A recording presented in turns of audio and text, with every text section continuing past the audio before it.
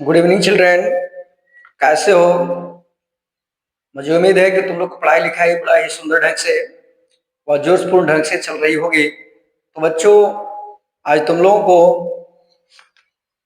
Verb, जैसा कि बच्चों मैंने तुम लोगों को बतला रखा है कि वर्ब का मैं पार्ट 1 पार्ट 2 में अपलोड कर दिया हूं। तो उस वीडियो को जाकर जो है तुम लोग देखो। उस वीडियो में जो है वर्ब की परिभाषा और मैंने जो है इसके क्लासिफिकेशन के बारे में चर्चा कर रखा है। उस वीडियो को देखने के बाद जो है बच्चों, वर्ब में जो तुम्हारी जो कॉम्प्लिकेशन है, जो तुम्हारी समझ है, मुझे मेरा मानना है कि उस वीडियो देखने के बाद जो है तुम्हारी जो कॉम्प्लिकेशन है बेशक दूर हो जाएगी। तो बच्चों, आज मैं वर्ब की इसका पार्ट 3 वीडियो लेकर आया हूं। इसका जो है पार्ट 3। तो बच्चों, मैंने वर्ब की जो है पहली वीडियो में, जैसा कि मैंने तुम लोगों को पहले बतला रखा है कि मैंने उसकी परिभाषा के बारे में बात किया है, वर्ब दरअसल होती क्या है। उसके बाद मैंने इसके नेक्स्ट पार्ट में, इसकी जो है दूसरी पार्ट में जो है मैंने वर्ब की क्लासिफिकेशन के बारे में चर्चा कर रखा है कि किस तरह से वर्गीकरण किया जाता है। मैंने 4 प्रकार से जो है वर्गीकरण के बारे में बतला रखा है। तो आज हम लोग उसी कड़ी को आगे बढ़ाते हैं और देखोगे कि वर्ब्स की जो है कुछ हम फीचर्स के बारे में बात करते हैं। इसकी जो विशेषताएं जो होती है, हम जो है इसकी फीचर्स के बारे में स्टडी करेंगे। देखो क्या है वर्ब्स की विशेषता, क्या है स्पेशलिटी, क्या है विशेषता। फीचर्स मीन्स होता है विशेषताएं। इसकी जो है विशेषताएं क्या है, इसको हम देखेंगे। तो जैसे कि यहां पर बतला रहा है, यह शब्द काल का बोध कराता है। काल का, टेंस, जिसको लोग कहते हैं टेंस, टेंस का बोध करवाता है। मतलब क्या है कि जैसे कि मैं वाक्यांश को समझाने का प्रयास करता हूं। जैसे मैंने लिखा आई एम पुअर लिखा। अब देखो इसमें वर्ब कौन है, बोलोगे एम। वही दूसरा क्या लिखता हूं, आई वॉज पुअर। तो यहां पर हमारा वर्ब कौन सा है, तो बच्चे का जवाब हुआ वॉच। और अगेन मैं यहां लिखता हूं I shall be poor. I shall be poor, मैं गरीब रहूंगा। तो यहां पर तुमने देखा कि एम हमारा क्या एक वर्ब है, वॉच हमारा क्या एक वर्ब है, और शैल बी हमारा क्या है एक वर्ब है। तो एम से हमने क्या देखा कि एम जो है ये प्रेजेंट टेंस का बोध करवाता है, वाज से पास्ट टेंस का बोध होता है, और शैल बी से फ्यूचर टेंस का बोध होता है। अगेन एम से क्या होता है, प्रेजेंट टेंस का बोध होता है, वाज से क्या होता है, पास्ट टेंस का बोध होता है, और शैल बी से फ्यूचर टेंस का बोध होता है। तो आई होप पहला जो चीज बतला रही कि वर्ब की विशेषता क्या है, यहां से क्लियर हो पाया होगा। यह शब्द जो है काल का बोध कराता है। मतलब इससे क्या होता है कि वर्ब से हम लोग इजीली टैकल कर पाते हैं कि कौन सा काल है। तो पहली बात तो क्लियर हो गया। दूसरा क्या बोल रहा है कि काल के अनुरूप ही यह अपना रूप बदल लेता है। अपना रूप क्या करता है, बदल लेता है। किसके अनुरूप, काल के अनुरूप। जैसे देखोगे, आदि में इस एग्जाम्पल को देखो, आई गो। अब हमारा वर्ब कौन सा है, गो हो गया। वर्ब हमारा गो है, तो इसका हिंदी क्या हुआ, मैं जाता हूं। मैं जाता हूं, इसका हिंदी हो गया मैं जाता हूं।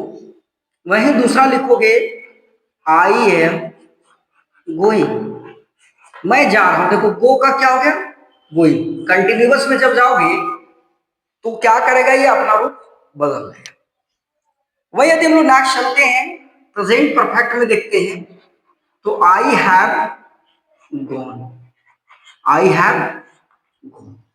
तो देखो हमारा जो मूल रूप है वो क्या है, गो। गो से हमारा गोइंग हो रहा है। देन देखोगे कहने का मतलब क्या है कि प्रेजेंट इंडेफिनिट में क्या होता है, गो होता है, प्रेजेंट कंटिन्यूअस में गोइंग होता है, और प्रेजेंट परफेक्ट में गोन होता है। जैसा कि यहाँ पे दिया है कि काल के अनुरूप ही, मतलब टेंस के अनुसार ही क्या करता है, यह अपना रूप बदल लेता है। तो आई होप यहां तक क्लियर हो पाई होगी। नेक्स्ट हम बात करेंगे वर्ब। मैंने कल क्लासिफिकेशन इसका बता रखा है कि वर्ब को जो है किस प्रकार से वर्गीकरण करते हैं। तो वर्ब का क्लासिफिकेशन यदि हम लोग देखते हैं तो कल मैंने एक बता रखा था लैक्सिकल वर्ब, और एक बता रखा था ऑक्सिलरी वर्ब। लैक्सिकल वर्ब और दूसरा मैंने बता रखा था ऑक्सिलरी वर्ब। लैक्सिकल वर्ब जैसा कि देखो, दरअसल हम लोग समझना कि सर लैक्सिकल वर्ब होता क्या है। तो पहला बिंदु याद रखोगे कि लैक्सिकल वर्ब क्या करता है, स्वतंत्र अर्थ रखता है। मतलब ये जो है अपना अर्थ जो स्वतंत्र, कहने का मतलब क्या है, ये किसी पर डिपेंडेबल नहीं है, आश्रित नहीं है, इसका अपना अर्थ होता है। जैसे यहां पर देख पा रहा होगा, मान लो मैंने लिखा गो, तो गो मीन्स क्या होता है, जाना होता है। हमने लिखा वॉक, तो वॉक मीन्स क्या होता है, टहलना होता है। वॉक मीन्स टहलना होता है। मान लो हमने लिखा स्पीक, स्पीक मीन्स क्या होता है, बोलना होता है। मतलब इसका क्या है, स्वतंत्र अर्थ होता है। दूसरा पॉइंट क्या याद रखना है कि वाक्य में ये मुख्य क्रिया के रूप में, वाक्य में जो है ये मुख्य क्रिया के रूप में कार्य करता है। जैसे आई गो टू पटना, मैं पटना जाता हूं। तो यहां पर गो हमारा जो है क्या इसका काम कर रहा है, मेन वर्ब का काम कर रहा है। तो लैक्सिकल वर्ब जो होता है वाक्य में मुख्य क्रिया के रूप में काम करता है। सिंबल याद रख लो कि लैक्सिकल वर्ब में वे वर्ब आ जाते हैं जिसका खुद का अर्थ, अर्थात जिसका अर्थ जो है स्वतंत्र होती है। वही हम लोग बात करें ऑक्सिलरी वर्ब के बारे में, जिसका हिंदी मीनिंग होता है सहायक क्रिया। तो उसका पहला ही देखोगे क्या दिया है, कोई निश्चित शाब्दिक अर्थ नहीं होता है। यहां पर हमने लिखा स्वतंत्र अर्थ होता है, और यहां पर मैंने लिखा है निश्चित शाब्दिक अर्थ नहीं होता है। अभी मैं बताऊंगा एग्जाम्पल के आधार पर।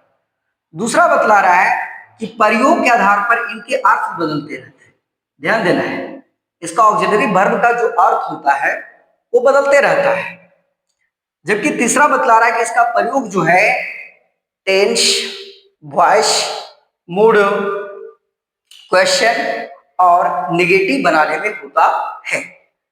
तो अब हम यहां देखेंगे कि पहली बात, इसका कोई शाब्दिक अर्थ नहीं होता है और अर्थ बदलते रहता है। जैसे एग्जाम्पल से छोटा एग्जाम्पल देखोगे, मैंने बोला आई डू नॉट गो, इसका हिंदी हुआ मैं नहीं जाता हूं, मैं नहीं जाता हूं, मैं नहीं जाता।